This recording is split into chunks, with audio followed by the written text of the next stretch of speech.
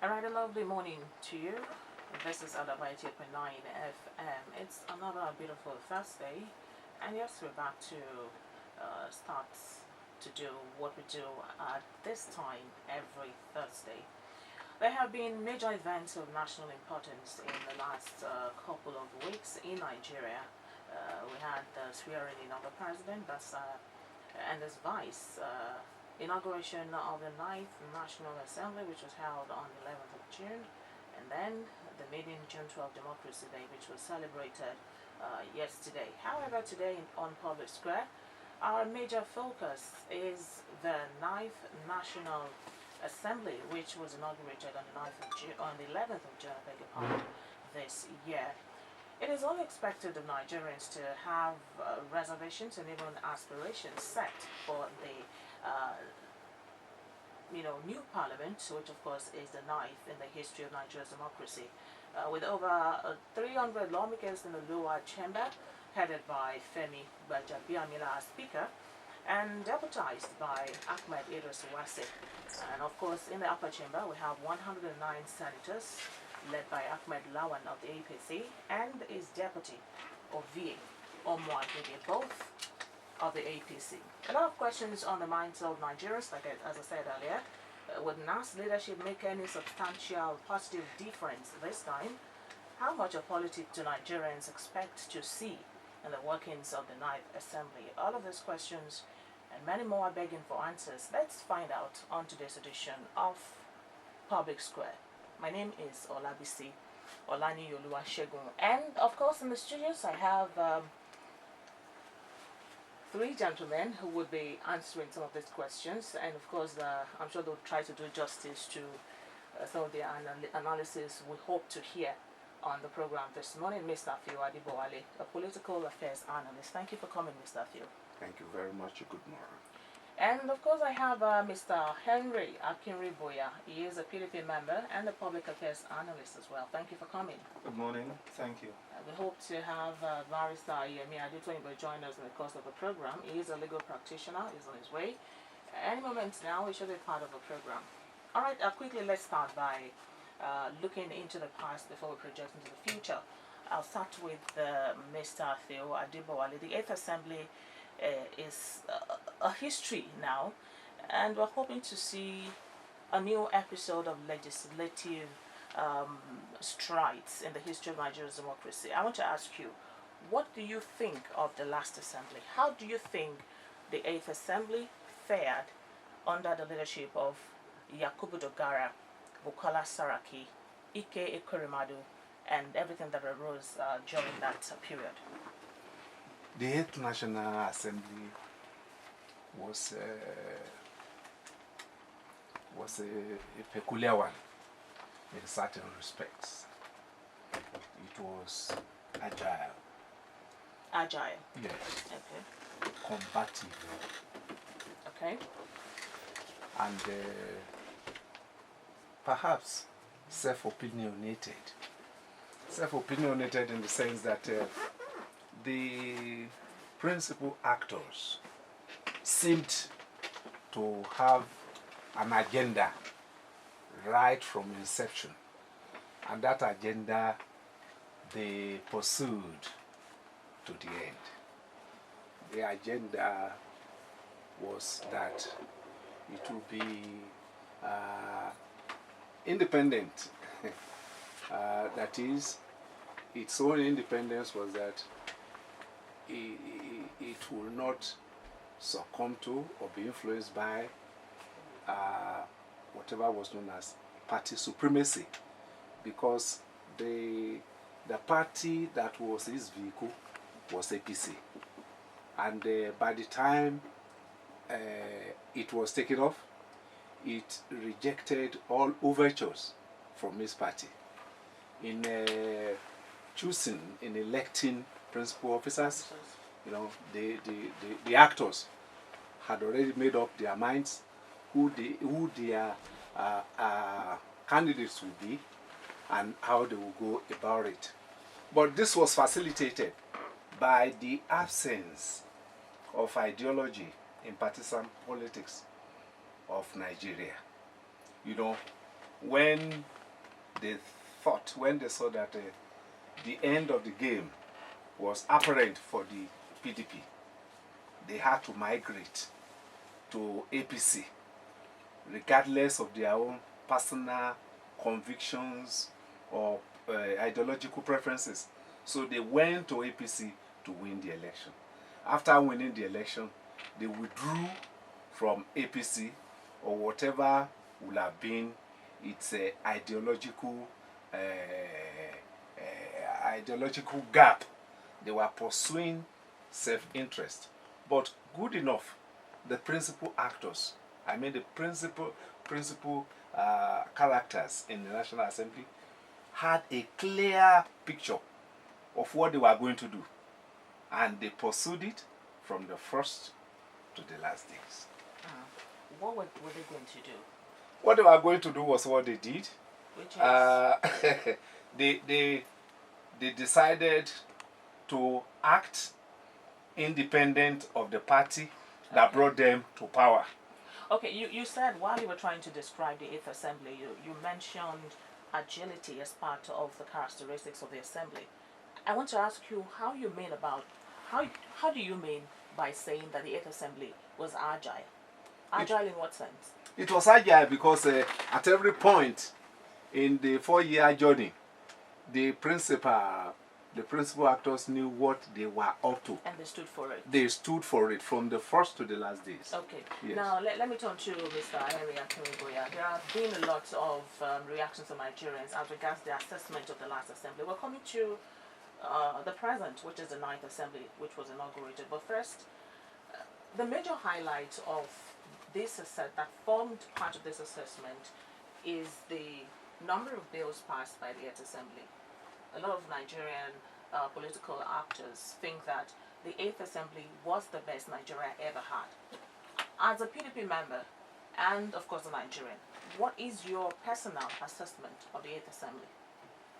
I want to say good morning once again, and I would like to also quickly state that I wouldn't want to talk as a member of PDP. Okay. I would like to speak more like a Nigerian, a concerned Nigerian for that matter. That the 8th Assembly, just as Dr. Adewale just said, is peculiar in so many senses. One, that most of the principal actors, the principal officers in the National Assembly, the Senate President, the Deputy Senate President, the majority minority, the Speaker, the Deputy Speaker, all of that, they are all from the APC stock. But by the time they got there, something went wrong within their party, and everybody went astray, pursued its own different agenda. But that notwithstanding, what I give to the 8th Assembly is that it is unprecedented in this country. The number of bills passed, concurrent bills sponsored by government, private bills, it has never happened in this country. And there is something they entrenched in our democracy. They made sure that this democracy, there was proper checks and balances. There was proper separation of powers. That it was not like before, where the executive will lord it over the legislature. This is what I want. I remember. My question will be from that statement you made. It was not like before, meaning that something was done differently in the 8th Assembly. Exactly. Now I want to ask you what you think is responsible for that. What was I wouldn't be able to say outrightly all that may have gone behind the doors, moves and counter moves and all of that. But what I knew, what every Nigerian knows, is that the 8th Assembly, in its own peculiarity, in its own way of operation, deviated from the norm that we used to have in Nigeria. That the executive have a way of lording over the legislature. But this time around, they came out and stood their ground on so many things. For instance, the Peace Corps bill that was sponsored and taken to, and the federal government refused to assent to it. That bill would have been able to take over 200,000 Nigerian youths out of labor market, so to speak. There are other bills too that this same assembly that would have added value to the economy, added value to the lives of Nigerians. That this 8th Assembly, like for instance, the issue of security, a bill that was sponsored by, I cannot quote precisely the title of that bill now that Senator Dino Melaye sponsored. He called attention to the rot that was going on in NNPC and several other bills, several other ideas that were generated right on the floor of the Senate of the National Assembly. So you come to think, if you place these 8 assemblies side by side with the 7th Assembly, the 6th Assembly, and all the assemblies that had come before this 8th Assembly, you find out that there are ways and miles ahead of the way the things were run in this country. Okay, Barrister Yemi Adetunyibo, thank you for joining us on the program. We've been discussing the 9th Assembly, but first we want to talk about the 8th Assembly, which was where we were before we got here. Mr. Henry Akinboye made mention of the fact that the leadership of the Senate, or the NAS as a whole, and the executive had a sort of healthy, harmonious relationship, according to him. Could you hinge this on? Well, that was your assertion.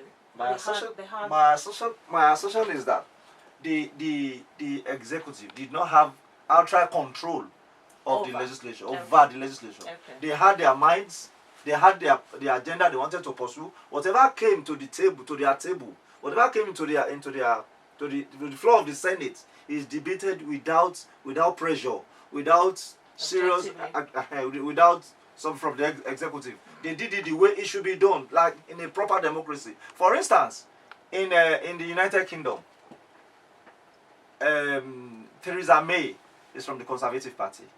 But when the issue of the Brexit became too difficult for her to handle, she had to step aside. And the Labour Party and other groups that are in the opposition in UK, they had their way of making sure that things work to the benefit of the majority of the people of the United Kingdom. Barrister Adetunyibo, in the past we've had, Nigerians had the opinion that most of the time NAS usually end up being rubber stamp in the hands of the executive. But at this time around, according to the submission of Dr. Theo Adibowale and Henry Akinboye, as well as other Nigerians, they think that the 8th Assembly did well in being a proper watchdog, for the executive on behalf of the society. I want to ask you if you think, as a legal practitioner, that this difference that we had in the 8th Assembly could be hinged on the initial leadership tussle that rocked the Assembly during, the process of choosing principal officers at that time. Well, it is very, very important to identify basic parameters. Naturally, there should be independent legislature all over the world. So irrespective of party affiliations, like in advanced countries in the US, you remember Bill Clinton will have lost or will have been impeached. But members of the Republican Party, 55 to 45 votes, saved him. So Democratic Party members voted against him. The Monica Lewinsky and Paula Jones issue. So taking from that, the same thing in Nigeria must always apply. But during President Olusegun Obasanjo's National Assembly, from 1999, Yar'Adua's, the PDP National Assembly, PDP always a majority. So each rule of rubber stamp could have been established along that line. But then again, if you look at the essence of that independence to be asserted, the National Assembly then had about 3 Senate presidents in a row. So from Evans Enwerem to Chuba Akadibo, Adolphus Wabara, Ayimayim, Kenneth Namani, under the same PD presidency. So between the 6th, 7th Assembly, it was this top story. Until when David Mark became the Senate president. So for the 8 years of David Mark's Senate presidency, we cannot say it was rubber stamp. There was some assertion because he mastered everything. He was a party man, but at the same time, because the president and the party leadership in the national, there is always party caucus, apart from other members of National Assembly. So where you have to drive government policies into realities, because the essence of government and governance is living out democracy. And also we have a nascent democracy that is just starting off. So we need a robust National Assembly, both the Senate and the House of Representatives. So, and you see that those who presided. Let's look at the process of choosing principal officers in the Ninth Assembly. We have Ahmed Lawan, for instance, of the APC. He is, either we like it or not, he is an ally of the president. And we have, who is the deputy speaker now? Ovie Omagege, who is also an ally of the president. Are we not going back to yesteryears when we used to have NAS being rubber stamp in the hands of the executive? What I'm saying is this, that I'm talking generally now to say that, flowing from my earlier submission, is that whether somebody is a rubber stamp in the National Assembly, somebody is an ally of the president, it doesn't matter. The president is elected by the whole of Nigeria. Then each representative or senators represent certain constituency from states where you have to equally deliver to your people. Otherwise, you'll be recalled. So I'm only saying that, flowing from the Obasanjo era to the 8th Assembly, presided over by Dr. Bukola Saraki and Yakubu Dogara for the House of Representatives, why it was robust and better effective was that all the leadership were members of the APC. So the fact that the way they came in, that is why you're talking about unhealthy rivalry, that Saraki didn't have a emerged as Senate president, because it was not the choice of the party, it was Ahmed Lawan. And Dito Dogara, Yakubu Dogara, it was Femi Gbajabiamila who should have been the speaker. But because of the fact that they emerged that way, so they had a mindset that they want to do something different.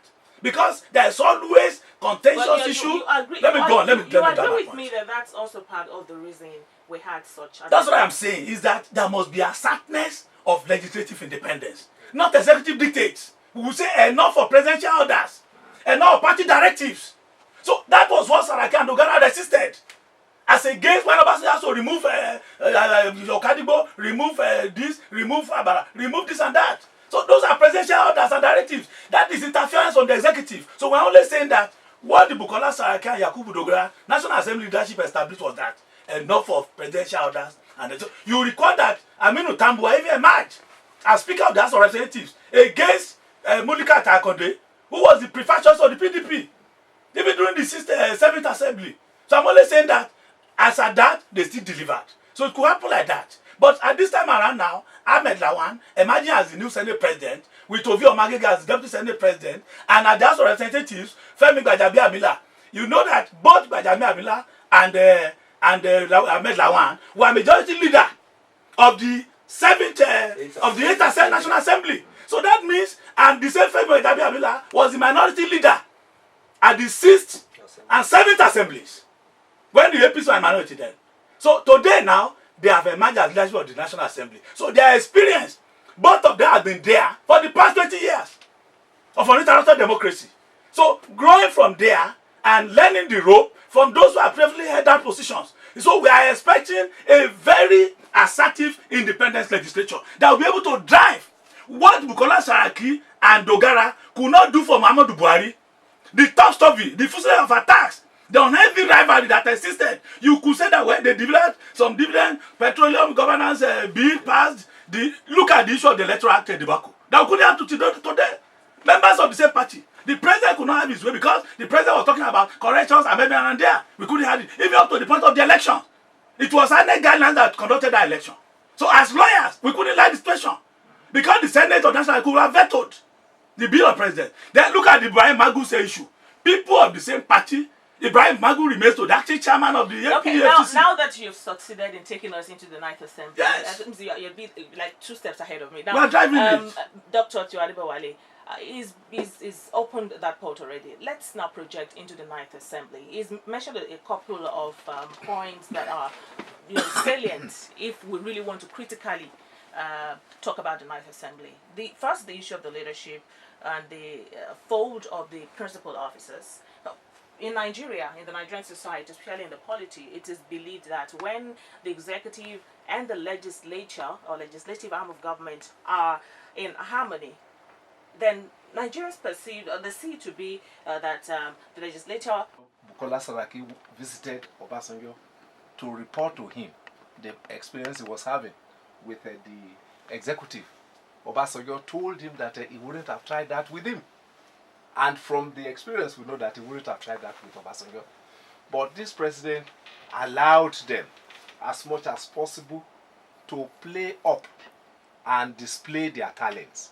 So in the 9th Assembly, we will expect the new principal officers, the Senate and the House of Representatives to bear in mind that the major responsibility of lawmakers and the executive, even the judicature, is to build the Nigerian nation.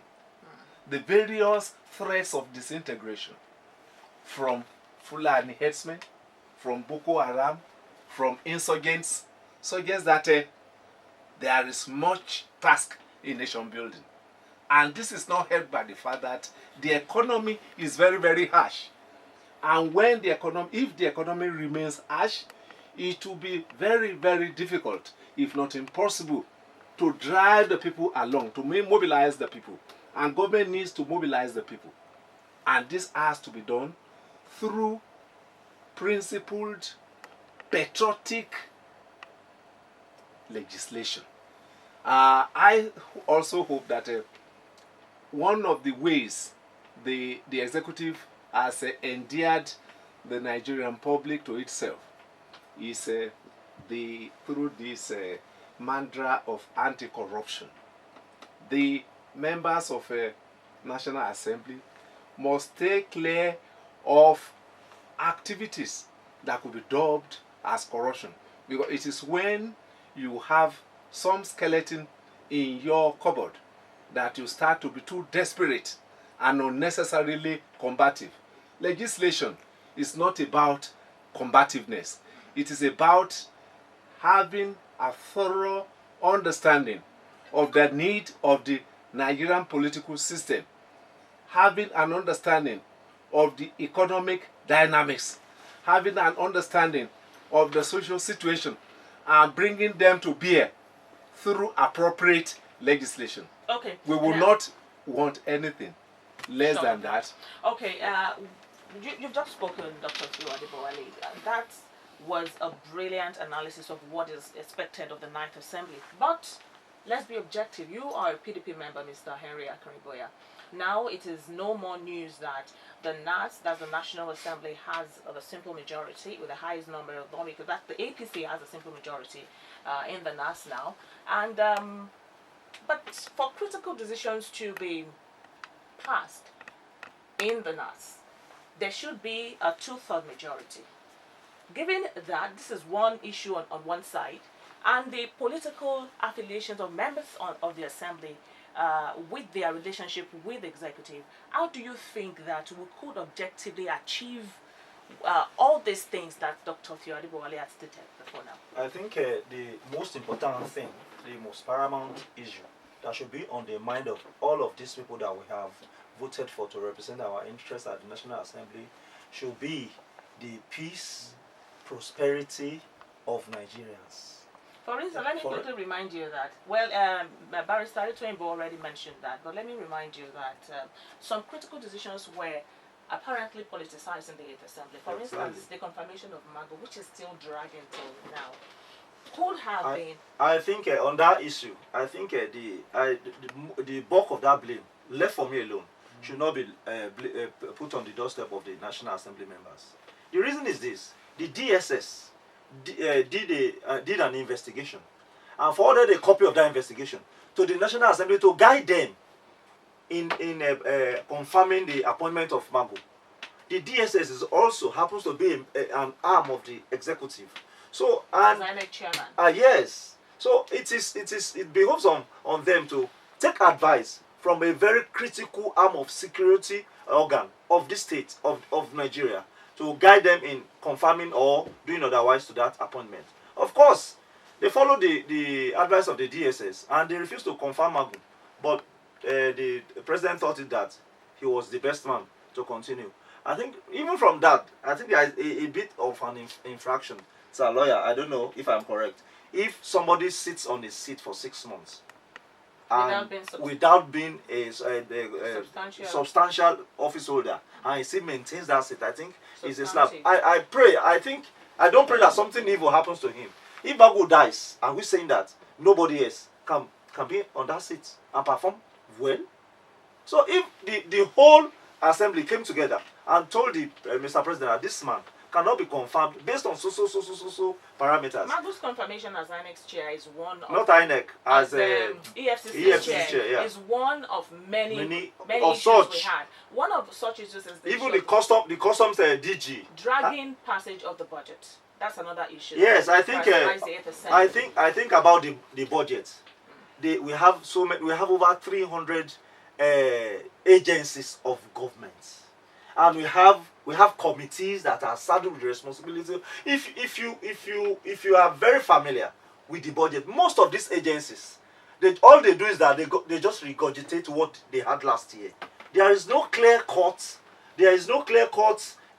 policy of government that they put in place. For instance, if they say we are going to buy computers for a particular agency, 100 pieces of computers for 100 naira in 2018. In 2019, such will still be reflected again in their budget. So the committees in charge of appropriation in the National Assembly is saddled with the responsibility of taking a very critical look. My own suggestion would have been that it should be a concurrent issue. It should be a program that there shouldn't be a time lag. We'll give you budget, we do it. Budget by September, a very serious government should be thinking of submitting its budget for the next year, so that they will have enough time to go through all of this budget. Because you find out that most of the items, most of the things that they plan to do in the coming year would have been repeated. It's just I have an experience that I would not like to put on air. Well, Mr. Henry Akiriboya, let me quickly move to the next respondent. That's Mr. Barrister Alade Toyibo. I want to ask you briefly, and I need your honest submission on this. Do you see Nigeria going back to the January to December budget cycle under this new parliament? Definitely they have to do. The provisions of the Constitution, Section 108 and 188 or so, there must be an appropriation bill presented to the National Assembly by the President before the end of each financial year. So if it's presented by December, ditto for governor of the state, should be laid before the state assemblies. So any violation, it's not just spending money or budget, but it's an appropriation law. So once that law, approval of the National Assembly or state assemblies, then the president or governor will now assented to what has presented. You know, these are defense of budgetary provisions by department, ministries, extra ministerial department, everybody. So the entire country, the entire state, what do they want to live with? Salaries, capital expenditures, recurrent expenditures.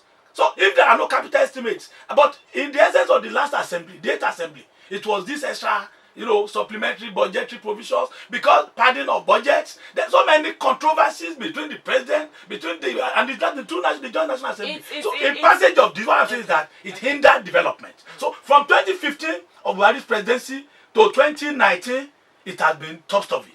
So no budget actually took off at the end of the day. But that has not been the law because of the rivalry. So this 9th assembly now, we expected a full-blown democratic dividend for the people, so that as at when due, in accordance to the provision of the law, our budgetary estimate should have been presented and laid for the end of the year, so that the next financial year, the full year, allocations allocated to all sector areas will have been able to be utilized for the betterment of the country. That's what I'm talking about. The president should equally know that there are separation of powers theory. Then the essence of checks and balances must apply. So when you are even bringing supplementary budgets every day, the legislature will check, because it is their own role to look at it properly. Then the essence of legislation being selfish, padding of the budget, loading, even estimates or certain capital projects, whatever is the constituency, whatever they are talking about, being allocated to their areas. If there are no road construction allocated to Kano, the essence of that money in the House of Reps and the Senator Goje, who were chairman of appropriation committee of both houses, appropriating certain sectoral issues or certain allocation to their area or constituency, their states, which were not made provision for by the president. So if the president has not created something, you created it, but at the end of the day, there will be conflict, there is no dialogue over it. So that the country suffers. So we're only saying that the president it was based on the defense of each department from the presidency. What are your needs? That's your budget. But by the time legislature equally, because they equally have a role to look at it critically, performing the oversight functions and ensure that there are no diversion of public funds. But when they now overload and the president sees again that these are diversion, these are not what I made provisions for, definitely there will be rivalry. Okay. And this contest will not resolved. Okay, Dr. Fiade Bowale, we've been talking so much about the legislative duties of the parliament, of our lawmakers. What about the representative duties? They have constituents back home, spread across the nation. Now, we do not have much of representative results, so to speak, from these lawmakers. How do you think this could be improved on in the Ninth Assembly? I don't know why it's funny. When you are talking about representation in Nigeria, I think it's in bad shape, and there is so much self-deceit in it. The real representation is about people who remembered that they voted you to go there. Well, maybe that they were part of the electorate that got you there. In essence, each time you return home, something must drop. Somebody's wife is in the hospital, in the labor room. Somebody's child is getting whether somebody's mother is to be buried. So they come with their catalogue of demands. So when you are looking at it, are you heaping the blame on the constituents now? I am heaping the blame on the constituent. And I believe that this tendency of expecting representatives, not only legislators, including political office holders, people who are appointed, this attitude of going to make demands to go to them beggarly, extorting them, should stop. That is when they can concentrate on representation in the National Assembly. Again, the educated elite do not seem to show sufficient interest in the process of governance. How I mean is that in my constituency, I cannot remember where your constituency. Where's your constituency? Don't let me answer that question. I have two constituencies. Okay. I have a residential constituency and I have an originating constituency. In either of these constituencies, I cannot remember when people came together to say, let us package this. The only time I can remember now is when they were deceiving themselves that they wanted to create local governments, which they know was a farce. But to be sure, to show that they belong, they came around and they were writing some rubbish as proposals for it. But day-to-day matters of concern, like security, like provision of amenities, like welfare of the people, you don't see the educated elite showing interest. Everybody just goes his own way, believing that the man who is there has the mandate and the responsibility to represent the people. So the legislators have very little blame from my side when it comes to representation. It is the constituents who should rise to their responsibilities by doing what they are supposed to do. What are they supposed to do? They should invite their representatives home and question them. Why have you been silent? Why is no participation in the House? Again, what have you done about this problem confronting us in this constituency? Do you know that we need this and that? In fact, by the time they are doing all this, the tendency of begging and obstaking from the constituents will reduce drastically, because most of the problems that concern the people, that will reflect on the common wealth, will have been addressed. Okay, because of our time, in just 20 seconds, Mr. Henry Akinriboye, constituency outreach is important.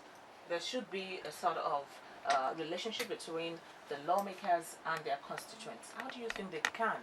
The Ninth Assembly, the lawmakers in the Ninth Assembly can do better in this aspect. Well, we have a tradition in 20 seconds. We have a tradition in this country.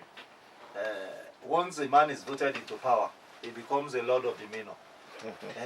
He does everything he wants to do, and you can hardly challenge him. I remember I did a post on social media some years ago about one of my representatives that I took him, I challenged him. Very many people were coming online to begin to abuse me, to harass me, to somebody said he gave his mother 20,000 naira, and so that one is enough to take care of everybody's needs. You see, like doctor actually said, the bulk of the blame is on the constituents. Okay, that's also your your submission. And finally, Barrister Adetoyibo, quickly, that will be your parting shot. The culture of lawmakers coming back to their constituents only during election period, how could this be changed? Well, the electorates have to change this. If you have legislators that have been elected and are not giving feedback, apart from representation at the National Assembly, apart from execution of constituency projects to be monitored, the welfare of the people, of the constituents, to be paramount. So if you see legislators that will only come home during the next election to distribute something what they call dividend of democracy. So what has been the dividend of democracy for the past 4 years?